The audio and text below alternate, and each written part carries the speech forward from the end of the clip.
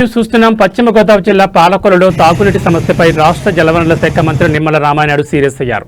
పాలకొల్లులో తాగునీటి సమస్యపై స్వయంగా రంగంలో దిగిన మంత్రి రామానాయుడు మోటార్ సైకిల్పై పట్టణ వీధుల్లో తిరుగుతూ క్షేత్రస్థాయిలో పరిస్థితుల పరిశీలన చేశారు.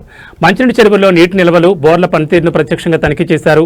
మంత్రి మున్సిపల్ కార్యాలయంలో అధికారులతో అత్యవసర సమీక్షా సమావేశం నిర్వహించారు.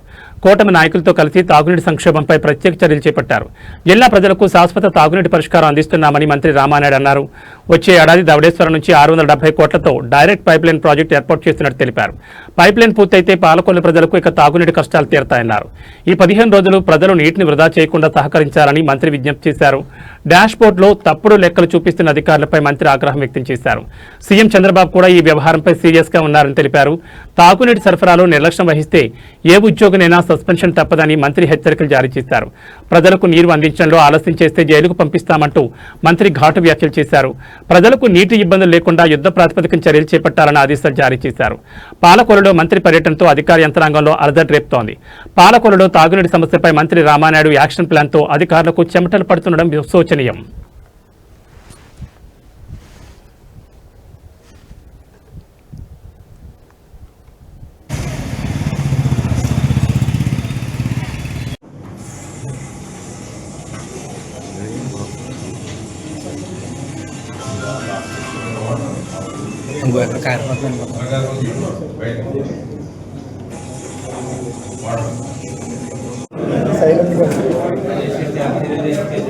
అధికారుల్లో కూడా కొంత నాకు నిర్లక్ష్యం కూడా కనిపించింది. అందుకే నేను సీరియస్గా వాళ్ళని కూడా వార్న్ చేయడం జరిగింది. ఖచ్చితంగా త్రాగునీరు అనేది ఈ యొక్క గవర్నమెంట్కి అత్యంత ప్రయారిటీ ఉంది.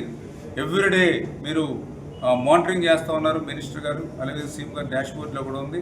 మీరు తప్పుడు లెక్కలు డాష్ బోర్డులో చూపిస్తున్నటువంటి పరిస్థితి ఉంది. ఆ డాష్ బోర్డు చూసిన దానికి క్షేత్రస్థాయిలో గ్రౌండ్ లెవెల్లో ఉన్నటువంటి దానికి సంబంధం లేకుండా ఉంది. ఇట్లాంటి పనులు చేస్తే సీరియస్గా సస్పెన్షన్ కాదు, ఈ ప్రజలకి నీళ్లు అందించడంలో మీ నిర్లక్ష్యం, మీ నిర్లిప్తత ఉంటే జైలుకు కూడా పంపించడానికి వెనకాడమని చెప్పేసి కూడా అధికారులు కూడా హెచ్చరించడం కూడా జరిగిందని చెప్పి తెలియజేసుకుంటూ, మరి ఈ 10 రోజులు మనం జాగ్రత్తగా ఉంటే ఇంకా నెక్స్ట్ 10 డేస్ అప్పుడు వాటర్ అవైలబిలిటీని బట్టి మనం ఫ్రీ చేసేసుకుంటాం. అంచేత ఈ 10 రోజులు అయిన తర్వాత టైట్ చేసుకుని కంటే ఈ 10 రోజులు టైట్ చేసుకుంటే నెక్స్ట్ 10 డేస్ ఒకవేళ వాటర్ ఫ్రీ అవుతే హ్యాపీ అయిపోతారు. అంచేత ఒక 10 రోజులు ప్రజలందరూ కూడా సహకరించాలి. ప్రస్తుతానికి అయితే ఎక్కడ కూడా ఇబ్బంది లేకుండానే ఉంది.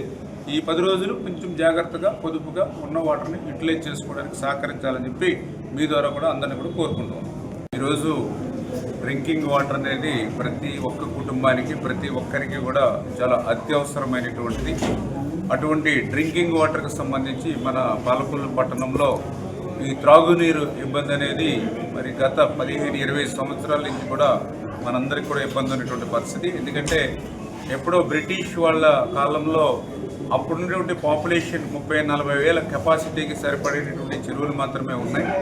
తర్వాత వర్షారాణిగిరి టైంలో కొంత చెరువులు పెంచాలని ప్రయత్నం చేసినప్పటికీ కూడా 50-60 ఎకరాలు ఒక్కచోటనే లభ్యం కాక వాళ్ళు కోర్టులకి వెళ్ళినటువంటి నేపథ్యంలో మేము ప్రయత్నం చేస్తున్నాం, వర్షారాణిగిరి ప్రయత్నం చేసినా కూడా ఆ రోజు 50-60 ఎకరాలు ఒక్కచోటే లభ్యమయ్యేటువంటి పరిస్థితి లేనిటువంటి స్థితిలో మరి ఆ రోజు నుంచి ఈ రోజు వరకు ఆ యొక్క 40,000 మందికి సరిపోయేటువంటి చెరువుల్నే ఆ సమ్మర్లో జాగ్రత్తగా మనం పొదుపుగా యూటిలైజ్ చేసుకునేటువంటి పరిస్థితి వచ్చింది. గతంలో ఏదైతే ఈ కాలువలకు సంబంధించి మరి గతంలో 14-19 హయాంలో 40 రోజులు మనం కాలువ కట్టుబడి చేసేవాళ్ళం. ఆ 40 రోజులకి కూడా ఒక యాక్షన్ ప్లాన్ తీసుకుని మనం ఒంటిపూట ఇచ్చి అందులో కూడా పవర్ కూడా కట్ చేసి వాటర్ గతంలో కూడా మనం 14-19 ఇచ్చేవాళ్ళం.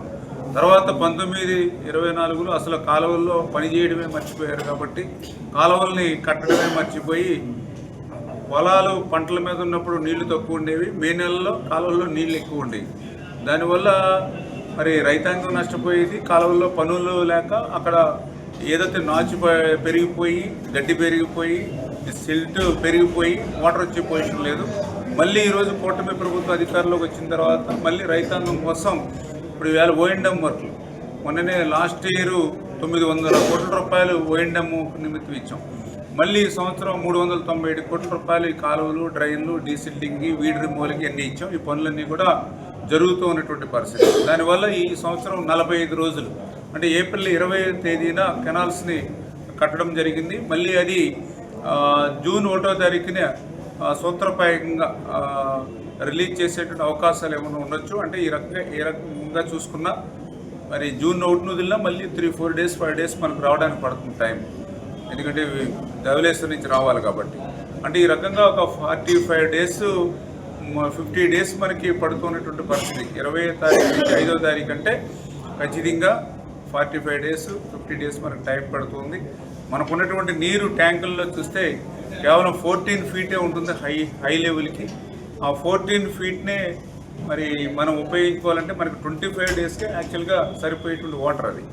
ఆ రకంగా చూస్తే మరి ఇప్పటివరకు వాటర్ని ఆల్రెడీ 14 అడుగులనంటే ఇప్పుడే చెరువులో మనం చూస్తే దగ్గర 7.2 అంటే 7 అడుగులు మాత్రమే ఉంది.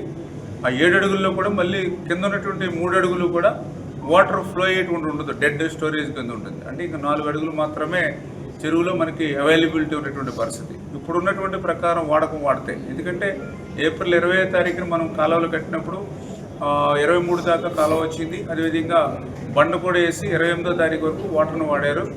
మరి ఏదైతే మళ్ళీ మొన్నటి నెల 8వ తారీఖు నుంచే ఒట్టుపోటు చేశారు ఇక్కడ ప్రజలు కానీ లేదా ఇతరత్ర విజ్ఞప్తుల దృష్టి. దాని ద్వారా కొంత వాటరు మరి ఎక్కువ అనుకున్నట్టు కంటే కూడా ఎక్కువ వెళ్ళినటువంటి పరిస్థితి. దాన్ని దృష్టిలో పెట్టుకుని ఇప్పుడున్నటువంటి వాటర్ని మనం సరైనటువంటి షెడ్యూల్ ప్రకారం వాడుకోకపోతే మళ్ళీ ఇంకొక, ఎందుకంటే ఇది ఒక 15, ఒక 5, 20 రోజులు వాడుకోవాలి. ఇప్పుడున్నటువంటి వాటర్ చూస్తే ఒక 10-12 రోజులకు ఉండేటువంటి పరిస్థితి ఉంటుంది. కాబట్టి ఒక సిస్టమేటిక్గా యూటిలైజ్ చేయాలని ఈరోజు 31 వార్డులకు సంబంధించినటువంటి మాజీ ప్రజాప్రతినిధులు, అదేవిధంగా పార్టీ నాయకులు, అధికారులు, ఎస్సీ గారు, అదేవిధంగా సిఈ గారు అందరితోటి కూడా సమావేశం ఏర్పాటు చేసుకుని దీనికి సంబంధించినటువంటి విషయాలన్నింటి మీద, అంటే కొద్ది బోర్ వాటర్లు ఎక్కడైతే మన 31 వార్డుల్లో కూడా బోర్లు ఏవైతే ఉన్నాయో అవన్నీ కూడా ఇమీడియట్లీ అవసరమైతే కొత్త బోర్లు కానీ ఇంకా పెట్టుబడి పెట్టైనా సరే బోర్లని ప్రిపేర్ చేసుకోవడం తోటి ఇంకా ఎక్స్ట్రా. అదేవిధంగా ఇటు జున్నూరు నుంచి కూడా స్వీట్ వాటర్ బోర్లు ఉన్నాయి కాబట్టి ఆ జున్నూరు నుంచి కూడా ట్యాంకర్స్ ద్వారా, అదేవిధంగా టిట్కో ఇళ్ళ దగ్గర అక్కడ కూడా బోరు స్వీట్ వాటర్ ఉన్నాయి కాబట్టి ఆ బోర్లు, అంటే ఇట్లా ప్యారలల్గా యూటిలైజేషన్ తీసుకుంటే పబ్లిక్కి ఇబ్బంది లేకుండా ఒక 10 రోజులు కష్టపడితే, ఎందుకంటే గతంలో కంటే ఇప్పుడు ఓహెచ్ఆర్లు ఎక్కువ మనకి, ఎందుకంటే 18వ వార్డులో ఒక కొత్త ఓహెచ్ఆర్, 25వ వార్డులో ఒక కొత్త ఓహెచ్ఆర్, మనకి టిట్కో ఇళ్ళ దగ్గర ఒక కొత్త ఓహెచ్ఆర్, అంటే 3 ఓహెచ్ఆర్లు పెరిగి. నేను అంతకుముందు గతంలో 10 MLD వాడేవాళ్ళం, ఇప్పుడు 21 MLD వాడుతూ ఉన్నాం వాటర్ మాల్ జనరల్ పబ్లిక్. అంటే ఈ రకంగా వాటర్ని డబుల్ చేసాం గతంలో కంటే కూడా. చేత ఇవన్నీ కూడా ఎక్కువ వాటర్ రావడంతో ఈ జాగ్రత్తలు కొంచెం ప్రజల్లో కూడా తగ్గినాయి. ఈరోజు కూడా నేను ఉదయం 5:30కి 6ంటికి నేను మోటార్ సైకిల్ వేసుకుని చెరువు దగ్గరికి వస్తూ ఉంటే ఆల్రెడీ 1-2 బిల్డింగ్స్ నుంచి వాటర్ ఫ్లో అయిపోతుంది బయటికి, అంటే వాళ్ళ ట్యాంక్ నిండిపోయి వాటర్ ఫ్లో అయిపోయి డ్రైన్లో పోతాం. అంటే దయవుంచి ఇప్పుడున్నట్టు పరిస్థితులు దృష్టిలో పెట్టుకుని పాలకొల్లు పట్టణ ప్రజలు కూడా కొంచెం పొదుపుగా జాగ్రత్తగా ఒక 10 రోజులు వాటర్ విషయంలో సహకరిస్తే మేము కూడా దాన్ని కోఆర్డినేట్ చేసుకుంటూ ఎప్పటికప్పుడు డే అండ్ నైట్ వాచ్ చేసుకుంటూ రేపు ఫ్యూచర్లో ఇబ్బంది లేకుండా చేసేటువంటి విధంగా ప్రజల యొక్క సహకారం కూడా అవసరం అనే విషయాన్ని కూడా మీ ద్వారా తెలియజేసుకుంటూ, ఈ సమస్య కూడా 1-2 సంవత్సరాలే ఉంటుంది.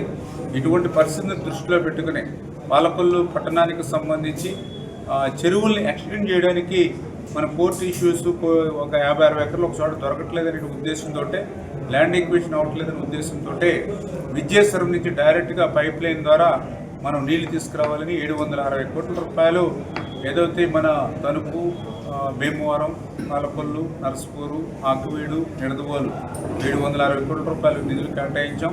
దానికి సంబంధించినటువంటి పనులు 2019లో ప్రభుత్వం మారిన తర్వాత టెండర్ అయినటువంటి వర్కులను కూడా 5 సంవత్సరాలు మరి వాటిని పట్టించుకునేటువంటి పరిస్థితి లేదు. మళ్ళీ కూటమి ప్రభుత్వం అధికారంలోకి వచ్చాక అవి ఏబీ నిధులు అంచేత అవి కూడా మురిగిపోతే మళ్ళీ నారాయణ గారిని కూడా మన పాలకొల్లు తీసుకొచ్చి, పాలకొల్లుకి అత్యవసరం, మాకున్నటువంటి చెరువు చాలా అత్యల్పంగా ఉంది, ఆ విద్యేశ్వరం నుంచి నీరు రాకపోతే మే నెలలో మాకు ప్రాబ్లం ఉంటుంది అని చెప్పడంతో ఆ యొక్క నిధులను కూడా, మురిగిపోయినటువంటి నిధులను కూడా మళ్ళీ తిరిగి 2-3 మీటింగ్స్ని కండక్ట్ చేసుకుని మళ్ళీ నిధులన్నింటినీ కూడా మళ్ళీ ఎక్స్టెండ్ చేసి దాని ద్వారా మళ్ళీ టెండర్లు పిలుచుకుని వర్క్ ఆర్డర్ కూడా ఇవ్వడం జరిగింది. ఎన్సీసీ కంపెనీ దాన్ని టేకప్ చేయడం జరిగింది. వాళ్ళకు కూడా 2028 జనవరి అంటే 2 ఇయర్స్ మొన్ననే 2026 జనవరిలో అగ్రిమెంట్ ఇచ్చాం. 2028 జనవరికి వాళ్ళు క్లోజ్ చేయాలి. అంచేత ఇంకా బిఫోర్ ఏమైనా అవడానికి అవకాశం ఉందేమో మంత్రితో కూడా మాట్లాడతాం. అంటే ఏదేమైనా మనకి ఒక 2 ఇయర్స్లో మరి శాశ్వతంగా ఈ ప్రాబ్లం ఒకటి విద్యాస నుంచి డైరెక్ట్గా వాటర్ రావడం ద్వారా పైప్ లైన్ ద్వారా ఒకటి సురక్షితమైనటువంటి నీరు రా వాటర్ మన చెరువుల్లోకి వస్తుంది. కలుషితం కానిటువంటి నీరు వస్తుంది మనకి. ఎందుకంటే కాలువల్లో కలేబారాలు కుక్కలు ఏది చనిపోయినా అందులో వదిలేస్తారు. అదేవిధంగా డ్రైనేజ్ వాటర్ కూడా కాలువల్లో వదిలేస్తారు. అటువంటి నీరు కాకుండా డైరెక్ట్గా సురక్షితమైన గోదావరి నీరు ధవళేశ్వరం నుంచే డైరెక్ట్గా రా వాటర్ మనకు వస్తుంది. 12 months కూడా చేత మనకి ఆ ప్రాబ్లము తీరుతుంది. 2 వేసవి కాలంలో కూడా మనకు వాటర్ వస్తుంది కాబట్టి మన చేత ఇటువంటి పరిస్థితి ఉంటుంది. ఇంకా ఒక పూట ఇవ్వడము లేకపోతే పవర్ కట్ చేయడము అటువంటి పరిస్థితి ఉండదు. మనకు ఒక 2 ఇయర్స్లో ఇది మనకి ఆ విజయసింది పైప్ లైన్ పూర్తి అయిపోతుంది. దాని మీద కూడా ఎక్కువ దృష్టి పెడుతూ ఉన్నాం. అంచేత పాలకొల్లు పట్టణాన్ని దృష్టిలో పెట్టుకుని పట్టణ ప్రజల యొక్క అవసరాలు దృష్టిలో పెట్టుకుని ఇట్లా మల్టిపుల్గా మేము పనిచేస్తున్న విషయాన్ని దయవుంచి గుర్తుపెట్టుకుని మరి ప్రజలు కూడా సహకరించాలి అని మరొక్కసారి మీ ద్వారా అందరికి కూడా తెలియజేసుకుంటూ, అదేవిధంగా అధికారులు కూడా నిర్లక్ష్యంగా ఉంటే నేను కూడా ఉదయం నుంచి కూడా ఇన్స్పెక్షన్ చేశాం. ఏదైతే మన చెరువులో ఉన్నటువంటి నీరు కానీ చిన్న చెరువులో ఉన్నటువంటి నీరు కానీ ఆ బోర్లు వేసేటువంటి విధానంలో కానీ వాటరు లూజ్ వాటర్ వదలడము, అదేవిధంగా టైమింగ్స్ ఓహెచ్ఆర్లు ఎంతెంత నింపుతూ ఉన్నారు, పవర్ కట్ ఏ టైంలో వేస్తూ ఉన్నారు, ఇవన్నీ ఇన్స్పెక్షన్ చేస్తూ ఉన్నప్పుడు